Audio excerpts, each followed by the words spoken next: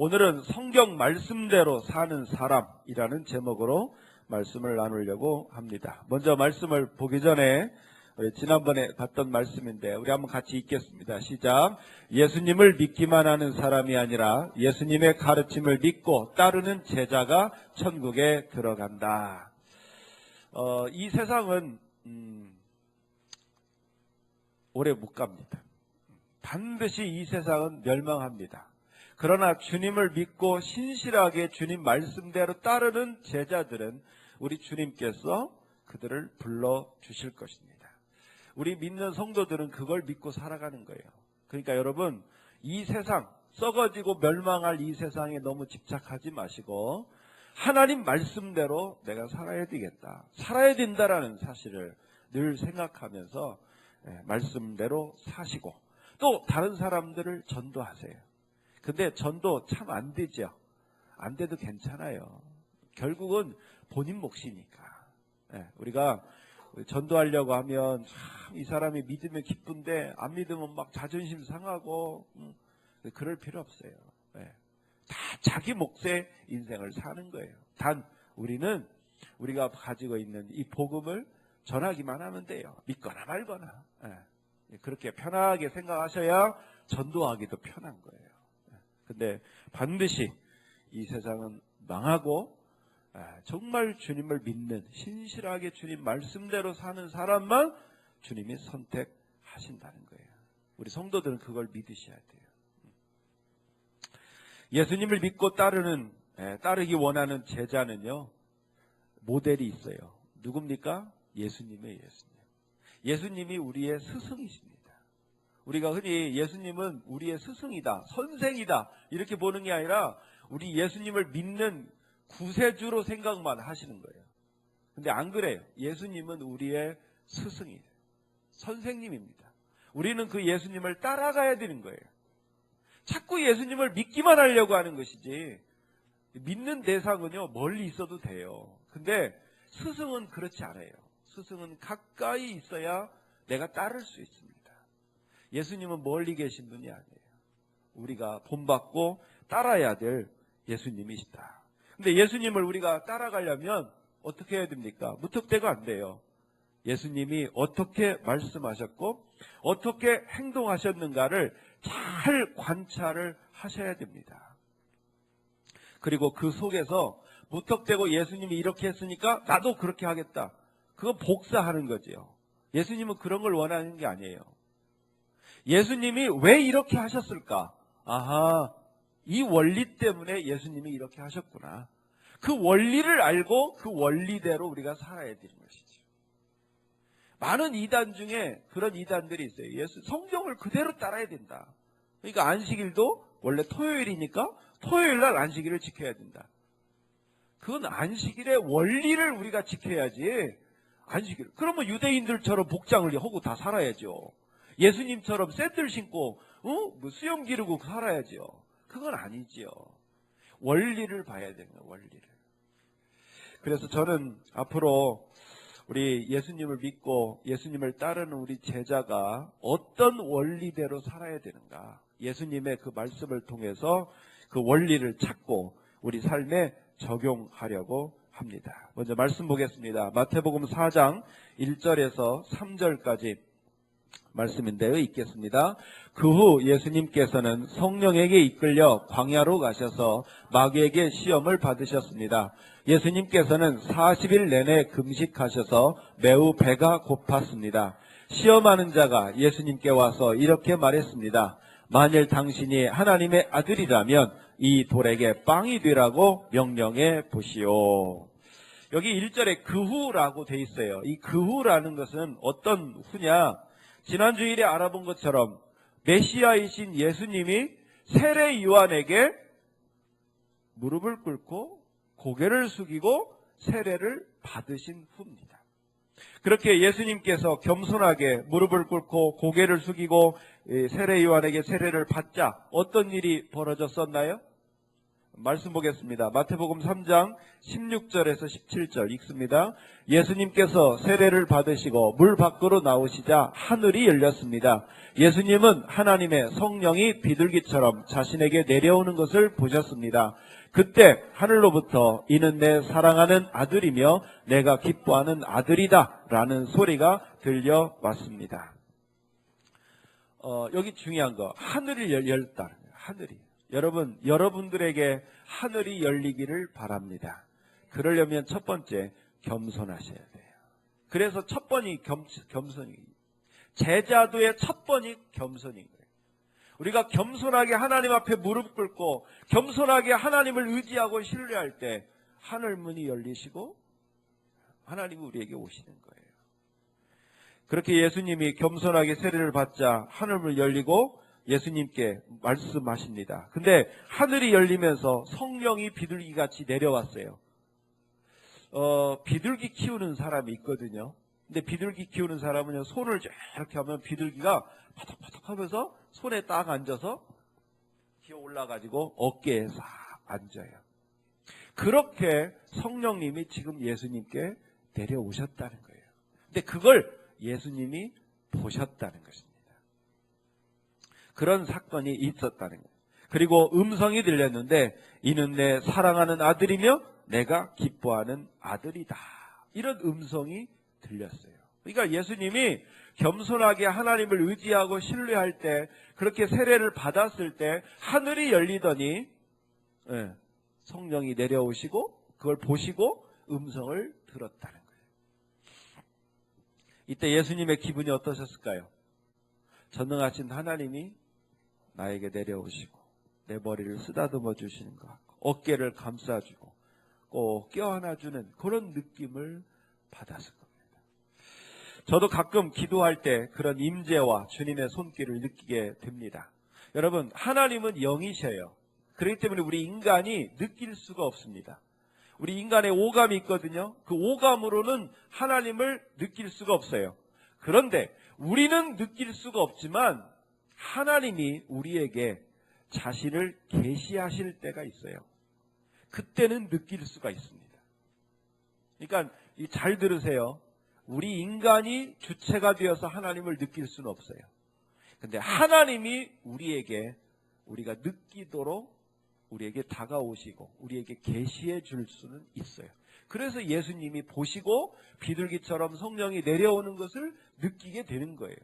실제로 우리가 기도하고 찬양하고 말씀을 읽거나 말씀을 들을 때 우리에게도 이런 느낌들이 우리에게도 있어요. 환상을 보기도 하고요. 주님의 음성을 듣기도 하고요. 내 마음속에 시원하게 깨달음이 있기도 하고 하나님이 지금 나를 만지시고 계시는구나. 그걸 느낄 수도 있어요. 그래서 어떤 때는요. 막 닭살이 막 돋을 정도로 이게 느낌으로 다가오게 되는 거예요. 그것을 영적 체험이라고 하는 것입니다. 예수님도 지금 그런 체험들을 하고 있는 것입니다. 그런데 오늘 본문을 보니까 그런 영적 체험을 하고 난 이후에 성령님이 예수님을 이끌어 가시는데 어디로 이끌어 가셨느냐? 광야로 이끌어 가셨다고 합니다. 광야에서 예수님은 어떤 상황을 겪으셨나요? 40일 금식을 하셨습니다. 그리고 시험을 받으셨습니다. 여기 시험하는 자라는 아까 단어가 나왔습니다. 근데 시험하는 자는 누구냐? 사탄을 말하는데 이 사탄은 우리가 광야에 있을 때 우리에게 다가와요. 평상시에는 우리를 다가오지 않습니다. 여러분, 평상시에 은혜롭고 평화롭고 이럴 때는요, 사탄이 잘 다가오지 않습니다. 그런데 우리에게 광야가 임할 때, 광야는 뭐가 있느냐? 궁핍입니다. 내가 사람을 그리워하는데 사람이 없다. 광야예요. 내가 돈이 필요한데 돈이 없다. 그게 광야예요. 뭔가 부족하고 뭔가 내가 불편한 그런 상황이 광야인데 바로 그럴 때 사탄은 우리에게 가까이 다가옵니다. 그리고 달콤한 말로 속삭이게 되는 것입니다. 배고픈 사람에게는요, 빵을 주겠다고 해요. 돈 없는 사람에게는 돈을 주겠다고 그래요. 그것이 사탄의 유혹인 것입니다. 그래서 사람들이 그런 광야의 상황이 되면 되게 마음이 간절해지면서 그런 사탄의 속임수에 금방 넘어가게 돼요. 평상시 같으면 넘어가지 않을 소리인데 광야에 있을 때 그게 넘어가는 거예요. 혹시 지금 내가 광야에 있다고 느껴지시는 분들 계십니까? 우리 성도님들 가운데 그런 분들 많아요. 좀 뭔가 부족하고 힘들고 어려운 그런 분들은요, 반드시 이 성령님의 음성과 사탄의 음성을 구분하셔야 됩니다. 만약에 이걸 구분하지 못하고 사탄의 음성을 마치 하나님의 음성인 양 들었다, 그 인생이 더 큰 어려움과 위험에 빠지게 되는 것입니다. 그래서 오늘 말씀을 통해서 우리는 예수님은 과연 이런 상황에서 어떻게 하셨을까? 자, 말씀을 다시 한번 돌아가 보면 예수님은 40일 동안 금식을 하셨어요. 하루만 굶어도 얼마나 배고파요. 근데 40일 금식을 한 예수님에게 사탄은 나타났습니다. 그리고 돌을 빵으로 만들어 먹으라고 합니다. 자, 그때 예수님은 어떻게 행동하셨을까? 자, 4절 말씀 읽겠습니다. 예수님께서 대답하셨습니다. 성경에 사람이 빵으로만 살 것이 아니라 하나님의 입에서 나오는 모든 말씀으로 살 것이다 라고 기록되어 있다. 자, 예수님의 첫 마디가 무슨 말씀입니까? 성경에 그렇게 되어 있어요. 이게 참 중요합니다. 예수님의 모든 판단 기준은 바로 성경이었습니다. 여러분, 40일 금식한 사람이, 40일 굶은 사람이 뭘 못 먹어요? 근데 예수님은 지금 그 상황에서 빵을 찾는 게 아니라 성경을 찾고 있다는 거예요. 예수님을 믿는 사람들은 이걸 배우셔야 돼요. 내가 지금 당장 굶어 죽는 상황이어도 성경을 찾으셔야 돼요. 성경. 사탄은 돌을 빵으로 만들어 먹을 수 있다고 유혹하지만 예수님은 성경에 뭐라고 기록되었는지를 생각하시고 성경대로 나는 살겠다, 그렇게 말씀하고 있습니다. 비록 돌을 빵으로 만들 수 있는 능력이 있지만 나는 성경대로 굶겠다, 그렇게 말씀하신 것이죠. 이것이 바로 우리가 믿는 예수님의 모습이고, 예수님을 믿는 제자는 이거 배우셔야 돼요. 비록 이렇게 하면 이익이 되고 유리하고 배부를 수 있지만 그것이 성경적이지 않다면 나는 차라리 굶겠다. 이 사람이 진짜 예수님의 제자라는 것이죠.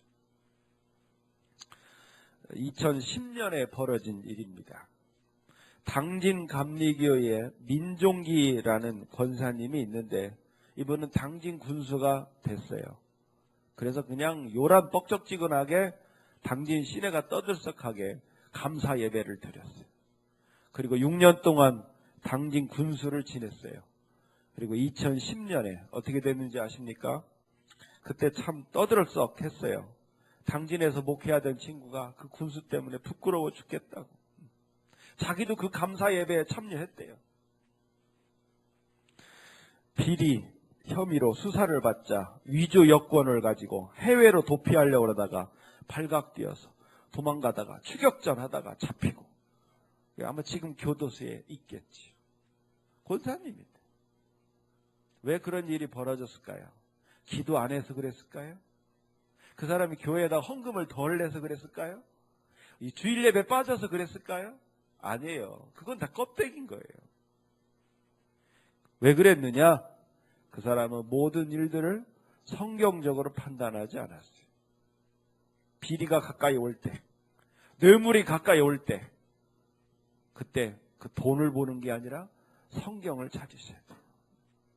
이게 성경적으로 맞나? 여러분, 돈 줘가면서 일하는 사람, 그게 정상입니까? 돈을 받으면서 일해야 정상이지요. 그러니까 이게 문제가 되는 것이지.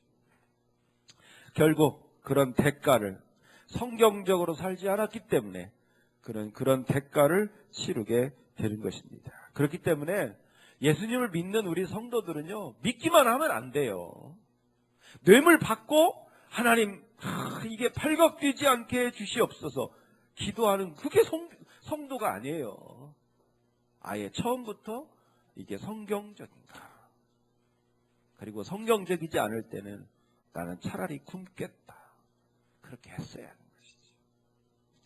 그 후에 예수님에게 또 어떤 일이 벌어졌는지 보겠습니다. 5절에서 7절 말씀 읽겠습니다. 그러자 마귀는 예수님을 거룩한 성으로 데리고 가서 성전 꼭대기에 세웠습니다. 마귀가 말했습니다. 만일 당신이 하나님의 아들이라면 뛰어내리시오. 성경에 하나님께서 당신을 위해 천사들에게 명령하실 것이다. 그들의 손으로 당신을 붙잡아 발이 돌에 부딪히지 않도록 할 것이다. 라고 기록되어 있어. 예수님께서 마귀에게 대답하셨습니다. 성경에 주 너의 하나님을 시험하지 말라고 기록되어 있다. 40일 동안 금식하신 예수님에게 사탄은 도전합니다. 네가 정말 하나님의 아들이냐? 그럼 왜 이런 광야에서 이렇게 초라하게 굶고 있냐? 증명해봐라.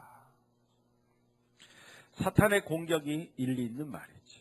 여러분, 하나님의 아들이, 하나님이 기뻐하는 아들이 지금 광야에서 쫄쫄 굶고 있는 거예요. 이게 상황이 맞아요? 안 맞지요. 사탄의 말이요, 일리 있게 들려요. 하나님의 아들이 왜 여기 있어? 예루살렘 성전에 있어야지. 일리 있는 말이에요. 그래서 가슴이 아파요. 되게 비판하는 소리 일리 있어요. 그러니까 듣고 가슴이 아픈 거예요. 전혀 얼토당토 않으면 웃음이 나와요. 근데 화가 나는 거예요. 왜? 일면 맞으니까. 근데 그럴 때 우리 예수님은 또 뭐라고 하십니까? 역시 첫 마디가 성경에. 여러분, 그런 상황에서도 예수님은 성경을 찾는 거예요. 예수님은 뭐라고 말씀하십니까? 성경에 하나님을 시험하지 말라고 돼 있다. 이게 무슨 말이냐? 하나님은 분명히 나한테 말씀하셨다. 이는 내 사랑하는 아들이고 내가 기뻐하는 아들이다 라고 말씀하셨다. 나는 그 말씀을 절대로 의심하지 않겠다. 이거 예수님의 대답인 거예요. 우리 성도들도 이거 배우셔야 돼요. 하나님이 한번 말씀하시면 상황이 전혀 말씀과 달라요. 그러면 사람들이 비웃어요. 또 그랬다며? 하나님이 이렇게 약속했다며? 왜 상황이 이래? 일리 있는 말이죠. 가슴이 아파요. 그러니까. 근데 그때에도 나는 하나님을 시험하지 않겠다. 나는 하나님을 믿겠다. 그렇게 하셔야 되는 거예요. 저도 이런 시험을 많이 봤습니다. 저희 이제 교회 개척한 지 이제 14년 넘어가고 15년째 됩니다. 우리 교회 비전 다 알아요. 아는 사람들마다 저한테 얘기할 때 꼭 대놓고, 아니 하나님이 그런 비전을 주셨다며 왜 이러고 있어? 이렇게 대놓고 저한테 얘기하는 사람 하나도 없어요. 근데 그런 뉘앙스가 느껴지는 사람들을 많이 만납니다.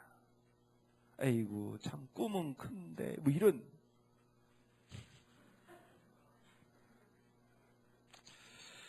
근데 그런 공격을 할 때마다 저는 그럽니다.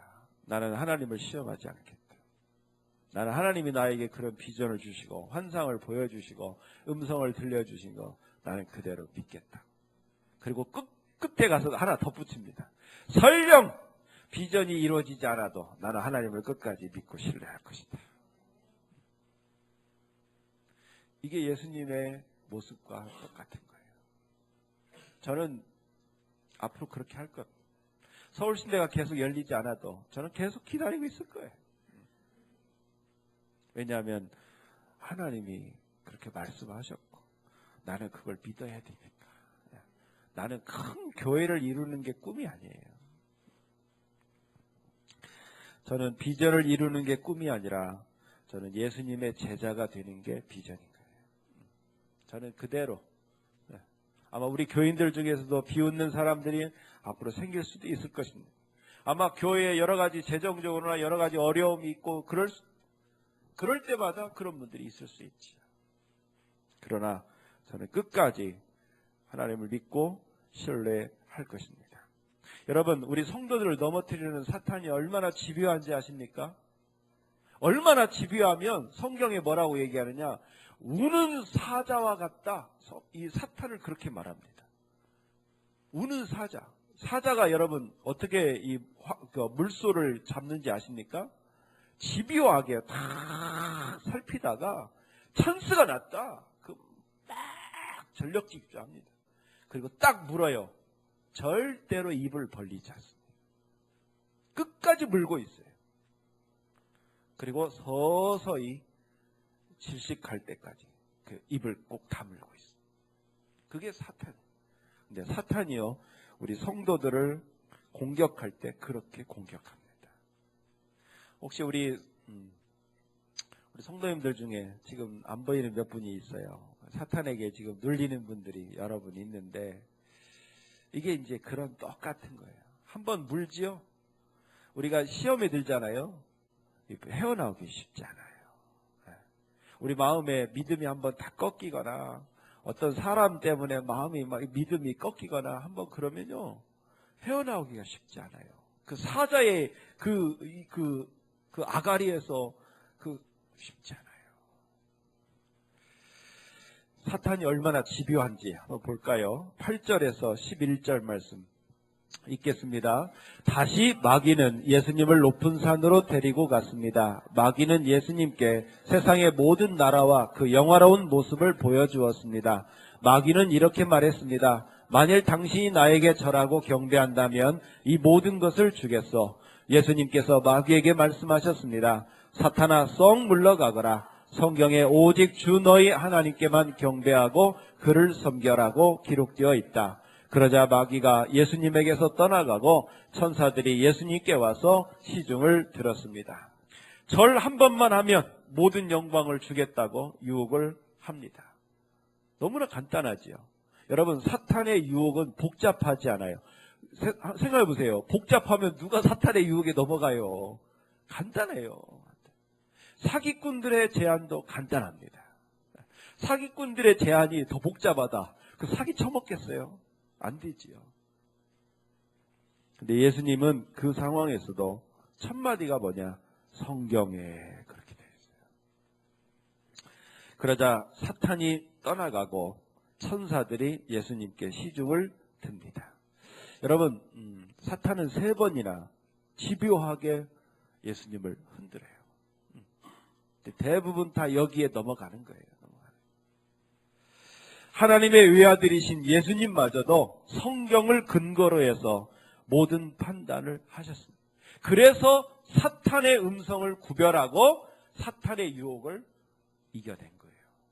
그러니 예수님을 믿는 우리 성도들은 어떻게 해야 되겠습니까? 성경에 근거해서 우리도 살아야 우리도 사탄에게 넘어가지 않는 거예요. 아니, 예수님도 이러셨는데 우리는 성경 없이 어떻게 우리가 사탄의 이런 공격을 물리칠 수가 있겠습니까? 그러므로 우리 모든 성도들, 특히 예수님의 제자, 예수님을 따르고자 하는 제자들은요, 이 성경을 잘 관찰하고 읽고 성경 말씀대로 살아야 됩니다. 저는 그동안 목회를 하면서 많은 방법론들을 들었습니다.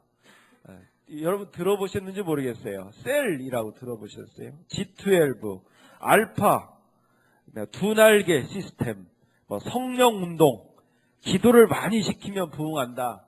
그 다음에 해피데이 전도, 이런 게 있어요. 아니, 교회에 필요한 모든 것들을 이렇게 하면 부흥한다. 이런 게 있어요. 보통 목사님들, 세미나 좋아하는 목사님들은 세미나 한번 갔다 오면 교회를 그렇게 뒤집어 놓는데, 또 갔다 오면 또 뒤집어 놓는. 근데 저는 스타일이 좀 달라요. 뭐가 있다? 그러면 저는 책을 사봅니다. 이게 뭐냐? 이게 과연 성경적인가? 남들이 부흥했다고 우리도 똑같이 그럴 수는 없는 거잖아요. 책을 사봅니다. 그리고 성경적인 것인지를 판단합니다. 근데 보니까 다 아니에요. 제가 볼 때 다 성경적이지 않아요. 여러분, 성경적인 거라면요, 오래 갑니다. 평생 가요. 그게 원리니까. 근데 지금 제가 말씀드린 것들은 쇠퇴하게 되어 있어요. 지금 어떤 것들은 사라진 것들도 많아요. 왜 그러느냐? 성경적이지 않기 때문에 그랬어요. 제가 연구를 해보니까 첫째는 성령님이 자연스럽게 역사하셔서 부흥하는 것이 아니라 인위적인 방법이라서 그런 성경적이지 않다라고 판단이 됐어요.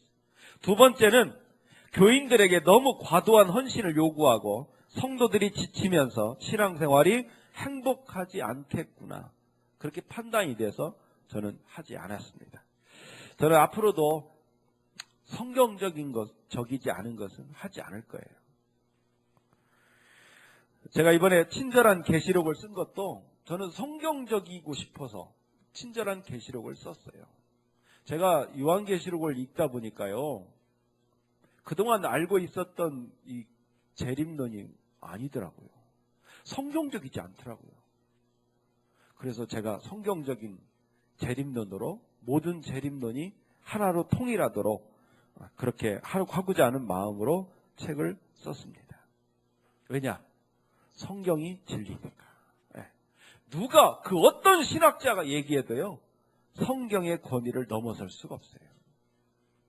그래서 여러분, 이제 다음 주에 이제 제가 편집한 거 받아서 이제 수정을 하고 하는데 아마 6월 달에나 나오지 않을까 싶어요. 여러분들 기도해 주셨으면 좋겠습니다. 여러분, 제가 오늘 말씀드리고자 하는 건 딱 하나예요. 성경 중심으로 살아야 된다는 거. 그러려면 성경을 읽으셔야죠. 다른 말로 매일 큐티 하셔야죠. 여러분, 큐티하지 않는 성도는요, 믿음이 사라집니다. 믿음이 흔들리게 돼 있어요. 매일매일 영의 양식인 성경을 읽지 않으면 풍선에서 바람이 빠지듯이 서서히 그 믿음이 흔들리고 믿음이 빠져버리고 믿음을 다 까먹고 마는 거예요. 여러분, 매일 큐티하십시오. 큐티하는 게 어렵습니까? 그 짧은 성경, 한 5분도 안 돼요. 그렇게 쉬운 거예요. 제가 목요일 날 우리 카카오 그룹에 우리 주님의 음성 큐티하면서 참 감동받은 거 여러분께 나누었으면 좋겠어요. 목요일 날 말씀에 어떤 내용이냐면, 유다 지파에게 가나안 땅이 분화가 됐는데 여부스 사람들이 사는 예루살렘 성만큼은 쫓아내지 못했어요. 제가 이제 그 말씀을 묵상을 하면서 생각해 보니까 그 예루살렘 성을 정복한 사람이 딱 하나, 다윗이에요. 다윗. 근데 다윗이 어떻게 정복했는지 아세요? 예루살렘 성이 그 물을 깃기 위해서 수로를 만들었는데 이 다윗은 예루살렘 성에 가까이 가봐서 관찰을 하면서 그 수로로 병사들을 올려보내서 나중에 예루살렘 성을 정복을 합니다. 그래서 예루살렘 성을 수도로 옮기게 되는 거예요. 저는 우리 서울신대가 꼭 예루살렘처럼 느껴져요. 이게 참 정복하기 어려운 성처럼. 그러면서 깨달은 게, 아하, 비밀 통로가 있겠구나. 예루살렘을 함락시킨 비밀 통로가 있었듯이 서울신대도 그게 있겠구나. 그래서 제가 그렇게 카톡에다가 올렸습니다. 그래서 이 서울신대를 무너뜨릴 비밀 통로가, 해답의 열쇠인 비밀 통로를 찾아야겠다. 그랬더니 우리 장소진 자매가 아멘 그랬고, 우리 은실 집사가 아멘, 쫓아내지 못한 문제가 해결될 줄 믿습니다. 서울신대의 비밀 통로가 속히 발견될 줄 믿습니다. 이렇게 했어요.